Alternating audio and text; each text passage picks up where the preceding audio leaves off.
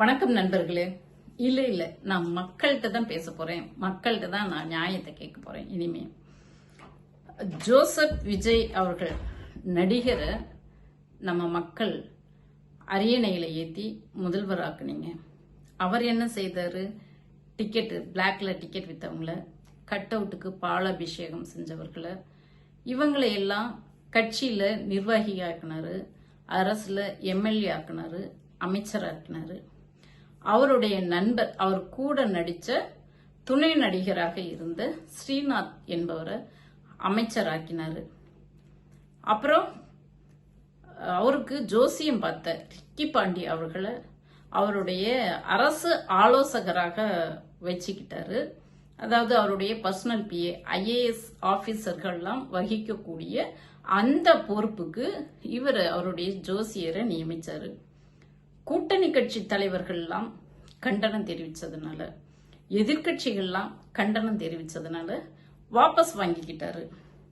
அதே போல ஜனநாயகன் படத்துல தயாரிப்பாளர் இன்னைக்கு வெங்கட நாராயணன் அவர்களை தமிழக அரசின் சிறப்பு பிரதிநிதியாக அமைச்சிருக்கிறாரு, நிர்வகிச்சிருக்கிறாரு. இவங்கெல்லாம் அடுத்தது திருச்சி கிழக்குல ராகவா லாரன்ஸ் அவர்களை வேட்பாளரா நிறுத்துறதா ஒரு பேச்சு போயிட்டு இருக்கு.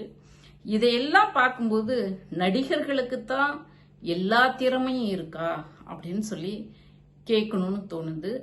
இவங்கெல்லாம் என்னைக்காவது நீட் தேர்வை எதிர்த்து போராடினார்களா? ஒன்றிய அரசு மொழியை திணிக்கும் போதெல்லாம் உண்ணாவிரதம் இருந்தாங்களா? 3 வேளாண் சட்டம் வந்தப்ப இவங்களா எப்போதாவது எதிர்த்து குரல் கொடுத்து போராட்ட களத்தில் நின்றார்களா? அல்லது என்ஆர்சி, சிஏஏ, வகுப்பு திருத்த மசோதா, இப்படி ஒன்றிய அரசாங்கம் கொண்டு வந்த சட்டங்கள் எல்லாம் எதிர்த்து போராடினார்களா? தமிழ் மொழிக்கு நிதி ஒதுக்காமல் குறைந்த நிதியை சமஸ்கிருதத்துக்கு 2000 கோடிக்கு மேல ஒதுக்கிட்டு தமிழ் மொழிக்கு வெறும் சொற்ப நிதி 20 கோடி 25 கோடி ஒதுக்குனாங்க. அதை கண்டிச்சு என்னைக்காவது இவங்க எல்லாம் குரல் கொடுத்திருப்பாங்களா? தமிழர்களின் வரலாற்று பெருமையை சொல்லும் கீழடியில் அந்த வரலாற்று சான்றுகளை அங்கீகரிக்க மறுத்த ஒன்றிய அரசாங்கத்தை கண்டிச்சு என்னைக்காவது இவங்கெல்லாம் போராட்ட களத்துல நின்று மக்களுக்காக விலைவாசி உயர்வு, கேஸ் தட்டுப்பாடு, இதையெல்லாம் கண்டிச்சு எப்போதாவது இவங்க போராட்ட களத்துல நின்றார்களா? இல்ல. ஆனா இவங்களுக்கெல்லாம் நம்ம மக்கள் என்ன அரியணையை கொடுத்தாங்க? ஜோசப் விஜய் அவர்களுக்கு. அவருக்காக அவர் உழைத்த அவருடைய நண்பர்களுக்கு அரசு பதவிகளை வாங்கி வழங்குறாரு. ஆனால் இந்த மக்களுக்காக எந்நாளும் போராட்ட களத்துல இப்ப நான் மேல் சொன்ன அந்த சட்டங்களை எதிர்த்து போராட்ட களத்துல நின்ன அரசியல் தலைவர்களுக்கு என்னத்தை கொடுக்க போறீங்க? மக்களுக்காகவே நின்னவங்களுக்கு இதை எதிர்பார்த்துதான் நீங்க ஜோசப் விஜய் அவர்களுக்கு வாக்கு செலுத்தினீர்களா? இந்த பிளாக்ல டிக்கெட் வித்தவங்க எல்லாம் இன்னைக்கு எம்எல்ஏவாகவும் அமைச்சர்களாகவும்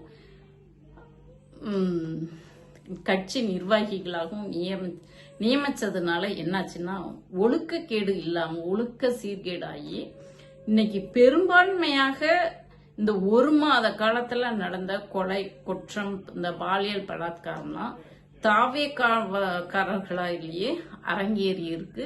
அன்றாடம் செய்திகள்ல கவனிச்சு வரோம். இதை எதிர்பார்த்துதான் மக்கள் நீங்க இந்த டிவிகே கட்சிக்கு ஜோசப் விஜய் அவர்களுக்கு வாக்கு செலுத்தினீர்களா? இன்று அவர் என்ன பண்ணிட்டு இருக்காரு? அவர் கூட இருந்த அவர் கூட இருந்தவங்களுக்குலாம் அரசு பதவி கொடுக்க போறாரு. இதத்தான் எதிர்பார்த்தீங்களா? திரிஷாவுக்கு இன்னைக்கு போலீஸ் பாதுகாப்போட அவங்க அரசு செலவுல வளம் வந்துட்டு இருக்காங்க. அவங்களுக்கு போலீஸ் பாதுகாப்பு, இதையெல்லாம் எதிர்பார்த்துதான் நீங்க வாக்கு செலுத்தினீங்களா மக்களே? உண்மையிலேயே மனசு ஒவ்வொரு செய்தியும் மனச பதற வைக்குது. தலையில இடி இறங்குற மாதிரி வைக்குது. யாரெல்லாம் அலங்கரிச்ச இந்த பதவியில இன்னைக்கு ஒரு நடிகரை முதல்வர் ஆக்கிட்டு அவர் எப்படியா மற்றவங்களுக்கு எல்லாம் பொறுப்பு கொடுத்துட்டு இருக்காரு? மக்களே, உங்களை பார்த்து தான் நான் கேள்வி கேட்கிறேன். சிந்திங்க, இது நியாயமா, தர்மமா? இப்படிப்பட்டவங்களாம் அரசு பொறுப்புக்கு வரலாமா?